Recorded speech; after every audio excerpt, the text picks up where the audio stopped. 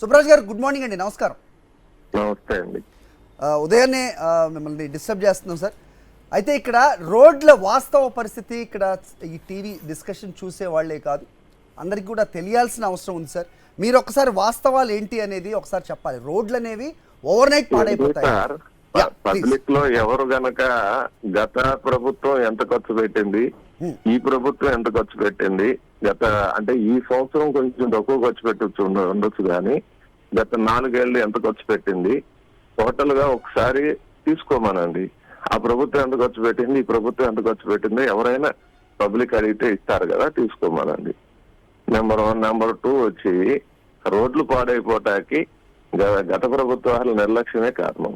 ఎందుకంటే ఎప్పుడు తీసుకోవాల్సిన జాగ్రత్త అప్పుడు తీసుకుని ఉన్నట్లయితే రోడ్లు ఇలా పాడయ్యాయి కాదు. గత ప్రభుత్వం కంటే జగన్మోహన్ రెడ్డి గారి ప్రభుత్వం ఎక్కువ ఖర్చు పెట్టింది. అట్లాగే టెక్నాలజీ మీద కూడా చాలా దృష్టి పెట్టింది. FDR టెక్నాలజీ అని ఓ టెక్నాలజీని, అంటే ఒక రోజులోనే చేసేసే పని కాదు ఇది. ఆల్రెడీ 10 కిలోమీటర్లు పోశారు, దాని నాణ్యత ఎలా ఉందనేది చూస్తున్నారు. ఆ రోడ్డు కనుక బాగుంటే టోటల్ గా వెస్ట్ గోదావరి, ఈస్ట్ గోదావరి అంతా ఈ రోడ్లు పోయాలని ఆల్రెడీ 1000 కిలోమీటర్లు పోయటానికి టెండర్ కూడా పిలిచారు. అంటే సడన్ గా ఈ రోజు కొత్త టెక్నాలజీ తీసుకొచ్చి పోసేసి రెండో రోజు పోసేస్తే అది ఉంటుందో ఊడిద్దో తెలియదు. మామూలుగా రెగ్యులర్ ప్రొసీజర్ సార్ ఇది. ఒక రోడ్ వేసే ముందు టెస్ట్ చేసి దాని నాణ్యత గమనించి దాన్ని మిగతా ప్రాంతాల్లో ఎన్ని కిలోమీటర్లు వేయాలి. గతంలో అలా చేయలేదండి, గతంలో చేయలేదు. సహజంగా మనం ఇల్లు కట్టుకునేటప్పుడు పునాది ఎలా ఉందో చూడాలి. ఈ రోడ్లు ఏంటంటే గత 15-20 సంవత్సరాల నుంచి గ్రౌండ్ లెవెల్లో డిస్టర్బ్ అయిపోయి ఉన్నాయి. ఈ వర్షం వల్ల రకరకాల కొంత పట్టించుకోకపోవటం వల్ల దాన్ని టోటల్ గా ఢిల్లీ నుంచి all India road research institute నుంచి సీనియర్ సైంటిస్టులను పిలిపించి టోటల్ గా స్టేట్ అంతా తిప్పాం. స్టేట్ అన్ని చోట్ల నుంచి శాంపిల్స్ తీసుకెళ్లారు. శాంపిల్స్ తీసుకెళ్లాక దగ్గర వాళ్ళు రిపోర్ట్ ఇవ్వటాకే 6 మాసాలు పట్టింది. దాన్ని మళ్ళీ డిజైన్ చేసి ఇలా చేయాలి ఈ ఏరియాకి, అంటే ఒక్కొక్క సాయిల్ కి ఒక్కొక్క కండిషన్ ఉంటుంది. దాని ప్రకారం వాళ్ళు ఇచ్చిన డిజైన్ ప్రకారం చేయాలి. అలా చేయటం కోసం ప్రభుత్వం రోడ్ల మీద చాలా దృష్టి పెట్టింది. అది పబ్లిక్ అప్పుడే తెలియదు. రేపు రోడ్లు పోసి నాణ్యత కలిగిన రోడ్ల మీద నడిచేటప్పుడు తెలుస్తుంది.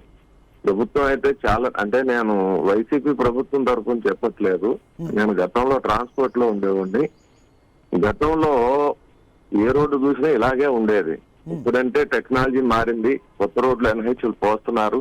అట్లాగే RNV వ్యవస్థలో మాత్రం గతం ఎన్నడూ లేనట్టు మీకు all India road research institute నుంచి ఎప్పుడు సైంటిస్టులను పిలిపించి రోడ్లు చెక్ చేయించడం అనేది లేదు. నేను దగ్గర ఉండి పైనుంచి సీఎం గారి ఆఫీస్ నుంచి గ్రౌండ్ లెవెల్లో రోడ్లు ఎలా ఉన్నాయి, శాశ్వత పరిష్కారం దీనికి ఏదన్నా ఎతకండి అని సీఎం నుంచి వస్తేనే మేము దగ్గర ఉండి వాళ్ళని తీసుకెళ్లి స్టేట్ అంతా తిరిగి ప్రతి ఏరియాల నుంచి సాయిల్ కండిషన్స్ అవి పట్టుకెళ్లి ఢిల్లీ పంపించాం. వాళ్ళు 1 by 1 ఇచ్చారు. ఆల్రెడీ 1000 కిలోమీటర్లు ప్రపోజల్ పెట్టారు. మిగిలిన రోడ్లు కూడా మళ్ళీ ఒకసారి వాటిని పూర్తిగా అంటే ఈ పోసిన రోడ్డు ఎలా ఉంది అంటే చాలా మంచి నాణ్యత ఉందండి. గద్దరం హుకుంపేట రోడ్డు పోశారు. ప్రస్తుతం ప్రభుత్వం దాని మీద దృష్టి పెట్టి ఎలా ఉంది ఏంటనేది అబ్జర్వ్ చేశారు. చాలా బాగుందని చెప్పారు. అంతేకాకుండా ఆల్ ఓవర్ ఇండియాలో ఎక్కడా రాని సంఖ్యలు ఇక్కడ వచ్చినాయి. అంటే ప్రభుత్వం అంత పర్ఫెక్ట్ గా దగ్గరుండి పనిచేయించింది. అదే దీన్ని స్టేట్ అంతా ఇంప్లిమెంట్ చేయాలనుకుంటున్నారు. ఈ ఒక్కటే కాదండి, జగన్మోహన్ రెడ్డి గారిని ఏదో అనాలి అని అంటున్నారు.